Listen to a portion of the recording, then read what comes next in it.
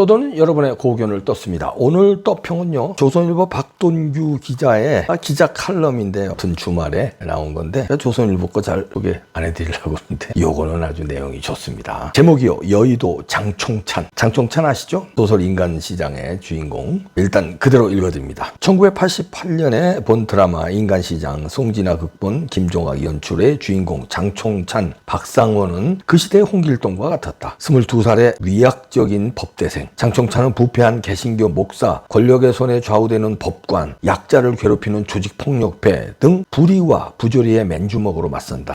하느님도 좀 이런 건 제발 알아두쇼. 백문이 불여일견이라 했으니 한번 내려와 보시던가 같은 배짱까지 마음에 들었다. 장총찬은 서슬퍼런 시절의 울분을 통쾌하게 날려준 존재였다. 김홍신이 쓴 원작소설 인간시장은 1981년에 출간됐다. 신군부가 정권을 잡은 세상은 살벌했고 몰상식이 판을 쳤다. 인신매매, 가짜 휘발유, 사이비 종교의 사기극. 인간시장은 힘 앞에서는 법도 통하지 않는 현실을 그대로 담아냈다. 1인칭 시점으로 서술된 소설은 썩어빠진 기득권자들을 응징하고 조롱했다. 사건을 종횡무진 해결해 나가는 장총찬에게 독자들은 열광했다. 주인공 이름은 원래 권총을 찬다는 뜻의 권총찬이었다. 장총찬으로 바꾸고 나서야 검열을 통과했다. 인간시장은 나온 지 2년 만에 100만 부가 팔렸다. 한국 최초의 밀리언셀러. 대치동 음마아파트 한 채가 2,500만 원이던 때 김홍신은 2억 원을 벌었다. 하지만 이 대성공 후 작가와 가족은 협박과 공갈에 시달렸다. 권력자들을 능멸한 죄값이랄까? 그런데 정권의 간섭이 거세질수록 소설은 인기가 올라갔다. 인간시장은 드라마는 물론 영화, 만화로도 나왔다. 김홍신은 작가, 시민운동가, 정치인 등으로 살아왔다. 우리 사회의 정의를 바로 세우고 싶어 달려온 인생이었다. 국회의원 시절에는 여의도 장총찬으로 불렸다. 그는 헌정사상 최초로 8년 연속 의정평가 1등을 했다. 소설 인간시장을 쓸 때만 해도 세월이 지나면 세상이 한결 나아질 거라고 생각했습니다만 더 교묘하게 삐뚤어지고 잔혹해졌고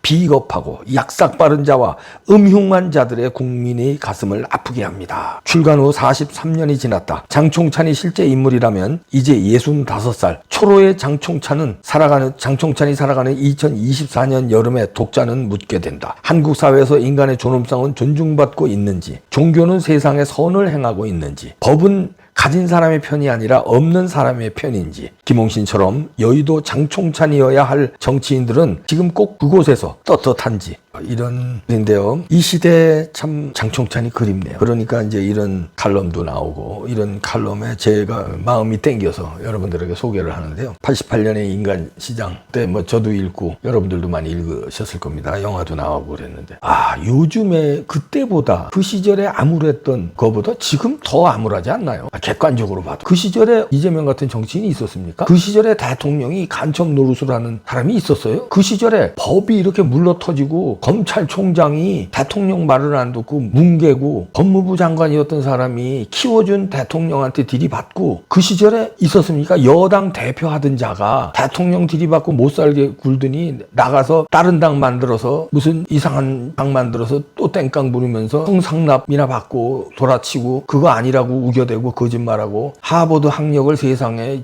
복수전공도 아니면서 복수전공으로 네이버 같은데 떡하니 올려놓고 그저 선거 이거 자료로 내놓고 그러고선도 무사. 그 시절에 그런 사람들이 있었어요? 조국 같은 놈들 그 시절에 있었습니까? 아니, 어느 정도래이죠. 이 시절에 지금 장총찬이가 나왔으면 하는 거예요. 그래서 저는 그 5년 전인가요? 한참 그 광화문 운동 막 얘기할 때 제가 이제 연단에 서서 연설을 하고 나오는데 어떤 한 그때 당시에 30대 후반 대 초반 젊은 사람인데 막 저를 쫓아오더라고요. 그래서 저는 약간 겁이 났어요. 왜냐하면 테러 같은 게 위협이 있거든요. 저는 뭐 지하철 같은 데 타면 시비를 많이 당합니다. 그리고 뭐 식당 같은 데서도 뭐 좌파들의 뜨거운 눈초리. 그래서 막 뒤로 누가 쫓아오길래 겁이 났어요, 솔직히. 그래가지고선 내가 섰죠. 사람들이 있는 데서 서야 되겠더라고요. 잘못 골목이나 뭐 이 건물로 들어가서는 뭐 피습 당할 것 같아서 섰어요. 섰더니 제 앞에 서더라고요, 그 젊은 남자가. 왜 나를 따라오냐 그랬더니 얘기하고 싶어서 따라왔대요. 근데 제가 하도 도망가던 걸음을 빨리 걸으니까 자기도 빨리 쫓아왔대요. 그러면서 얘기하더라고요. 얘기해라. 거긴 이제 광화문 세종문화회관 뒤니까 사람들이 많이 지나가는 데니까 거기서 나한테 테러를 하지는 못할 것 같아서 여기서 얘기해라 그랬더니 여기서는 얘기 못하겠고 그 세종문화회관 뒤에 보면 약간의 그 나무들이 있고 벤치가 있어요.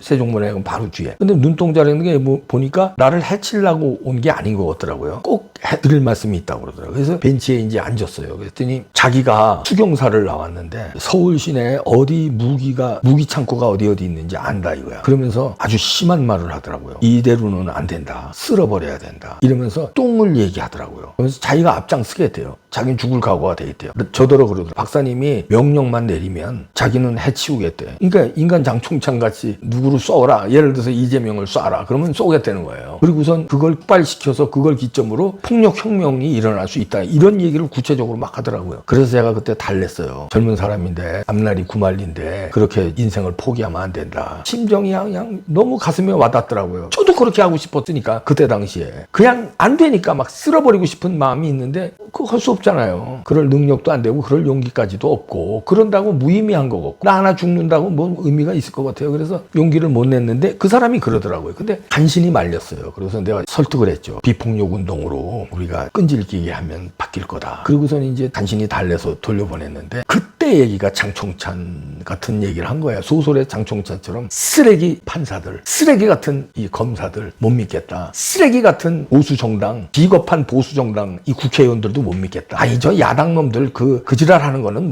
아니 문재인 그때가 문재인 임기 말이었으니까요. 문재인 이재명 그 조국 이런 놈들 그때 막 조국 수호 집회하고 난리치고 이럴 때예요. 그렇지만 해결할 방법이 없다는 거예요. 광화문 운동 해봐야 해결할 방법이 맨날 집회에는 많이 들어쓰죠. 근데 해결이 안 된다는 거예요. 지금도 답답하잖아요. 우리가 얼마나 답답합니까? 인간 시장의 그 장총찬처럼 그냥 폭력을 쓰든 무슨 짓을 하든 나쁜 놈들을 즉석에서 해결하는 사람이 좀 있었으면 좋겠어요. 홍길동 같은, 장총찬 같은, 임꺽정 같은 신출귀몰하는 사람 좀 있어서 법을 안 지키고 아니 이런 먹고 살라고 좀 잡범 이런 거 말고요. 먹고 살기 어려워서 살짝 사기친 거 물론 그것도 벌을 받아야 되겠지만 이 힘 있는 자들의 이 국가를 농단하고 국민 이 혈세를 매덕 정도가 아니잖아요. 수천억, 수조를 날려먹는 놈들, 국가의 안보를 막 흔들어 제끼는 놈들, 국가의 기밀을 적국의 USB로 막 넘기는 놈들, 법 질서를 완전히 쌍깡거리 뭉개놓은 놈들.